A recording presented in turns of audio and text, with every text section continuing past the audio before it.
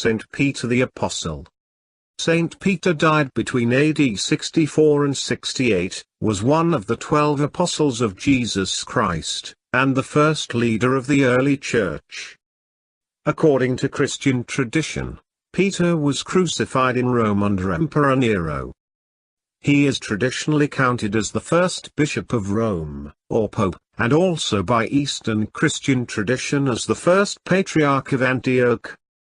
The ancient Christian churches all venerate Peter as a major saint and as the founder of the Church of Antioch and the Roman Church. 2 general epistles in the New Testament are ascribed to Peter, but modern scholars generally reject the Petrine authorship of both. The authorship of the Petrine epistles is an important question in biblical criticism, parallel to that of the authorship of the Pauline epistles, since scholars have long sought to determine who the exact authors of the New Testament letters were.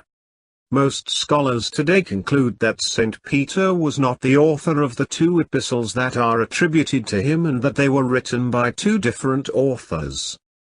The Gospel of Mark was traditionally thought to show the influence of Peter's preaching and eyewitness memories. Several other books bearing his name, the Acts of Peter, Gospel of Peter, Preaching of Peter, Apocalypse of Peter, and Judgment of Peter, are considered by Christian denominations as apocryphal, and are thus not included in their Bible canons. Peter was a fisherman in Bethsaida. He was named Simon, son of Jonah or John. The 3 synoptic Gospels recount how Peter's mother-in-law was healed by Jesus at their home in Capernaum.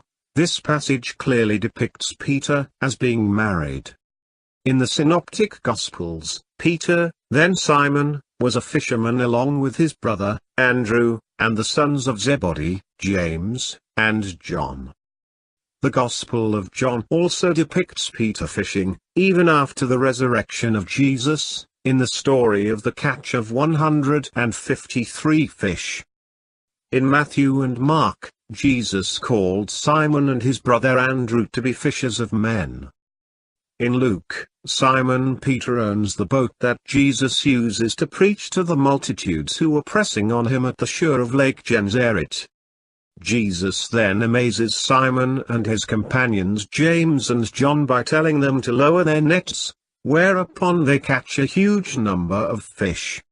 In John, we are told that it was 2 disciples of John the Baptist, Andrew and an unnamed disciple, who heard John the Baptist announce Jesus as the Lamb of God and then followed Jesus. Andrew then went to his brother Simon, saying, "We have found the Messiah," and then brought Simon to Jesus. At the beginning of the Last Supper, Jesus washed his disciples' feet. Peter initially refused to let Jesus wash his feet, but when Jesus responded, "If I wash thee not, thou hast no part with me," Peter replied, "Lord, not my feet only, but also my hands and my head." The washing of feet is often repeated in the service of worship on Maundy Thursday by some Christian denominations. The 3 synoptic Gospels all mention that, when Jesus was arrested, one of his companions cut off the ear of a servant of the high priest. The Gospel of John also includes this event and names Peter as the swordsman. Luke adds that Jesus touched the ear and miraculously healed it. This healing of the servant's ear is the last of the 37 miracles attributed to Jesus in the Bible. He was twice arraigned with John, before the Sanhedrin, and directly defied them. After receiving a vision from God that allowed for the eating of previously unclean animals, Peter takes a missionary journey to Lydda, Joppa, and Caesarea, becoming instrumental in the decision to evangelize the Gentiles. He applied the message of the vision on clean animals to the Gentiles and follows his meeting with Cornelius by claiming that God shows no partiality. According to the Acts of the Apostles, Peter and John were sent from Jerusalem to Samaria. Peter is mentioned briefly in the opening chapter of Paul's epistle to the Galatians, which mentions a trip by Paul to Jerusalem where he meets Peter. Peter features again in Galatians. 14 years later, when Paul, now with Barnabas and Titus, returned to Jerusalem. And then, when Peter came to Antioch, Paul opposed Peter to his face because he, Peter, was in the wrong. Acts 12 tells how Peter, who was in Jerusalem, was put into prison by King Herod, but was rescued by an angel. After his liberation, Peter left Jerusalem to go to another place. First leader of the early church. The Gospels and Acts portray Peter as most prominent apostle, though he denied Jesus 3 times during the events of the crucifixion. According to the Christian tradition, Peter was the first to whom Jesus appeared, balancing Peter's denial and restoring his position. Peter is regarded as the first leader of the early church, though he was soon eclipsed in this leadership by James the Just, the brother of the Lord. Because Peter was the first to whom Jesus appeared, the leadership of Peter forms the basis of the apostolic succession and the institutional power of orthodoxy, as the heirs of Peter, and is described as the rock on which the church will be built. Position among the apostles. Peter is often depicted in the Gospels as spokesman of all the apostles. John Vidmer, a Catholic scholar, writes, Catholic scholars agree that Peter had an authority that superseded that of the other apostles. Peter is their spokesman at several events. He conducts the election of Matthias. His opinion in the debate over converting Gentiles was crucial, etc. All 4 canonical Gospels recount that, during the Last Supper, Jesus foretold that Peter would deny him 3 times before the following cockcrow. The 3 synoptics and John describe the 3 denials as follows. A denial when a female servant of the high priest spots Simon Peter, saying that he had been with Jesus. A denial when Simon Peter had gone out to the gateway, away from the firelight, but a servant girl or a man told the bystanders he was a follower of Jesus. A denial came when Peter's Galilean accent was taken as proof that he was indeed a disciple of Jesus. According to Matthew, Mark, and Luke, the rooster crowed. Resurrection appearances. Paul's first epistle to the Corinthians contains a list of resurrection appearances of Jesus, the first of which is an appearance to Peter. Here, Paul apparently follows an early tradition that Peter was the first to see the risen Christ. In John's Gospel, Peter is the first person to enter the empty tomb, although the women and the beloved disciple see it before him. In Luke's account, the women's report of the empty tomb is dismissed by the apostles, and Peter is the only one who goes to check for himself, running to the tomb. The Church of the Primacy of St. Peter on the Sea of Galilee is seen as the traditional site where Jesus Christ appeared to his disciples after his resurrection and, according to Catholic tradition, established Peter's supreme jurisdiction over the Christian Church. Leader of the early Church. Peter was considered along with James the Just and John the Apostle as pillars of the Church. Legitimized by Jesus' appearance, Peter assumed leadership of the group of early followers, forming the Jerusalem ecclesia mentioned by Paul. He was soon eclipsed in this leadership by James the Just, the brother of the Lord. Peter was probably in fact and effects the bridge man who did more than any other to hold together the diversity of first-century Christianity. James, the brother of Jesus, and Paul, the 2 other most prominent leading figures in first-century Christianity, were too much identified with their respective brands of Christianity, at least in the eyes of Christians at the opposite ends of this particular spectrum. Rock dialogue. In a dialogue between Jesus and his disciples, Jesus asks, "Who do people say that the Son of Man is?"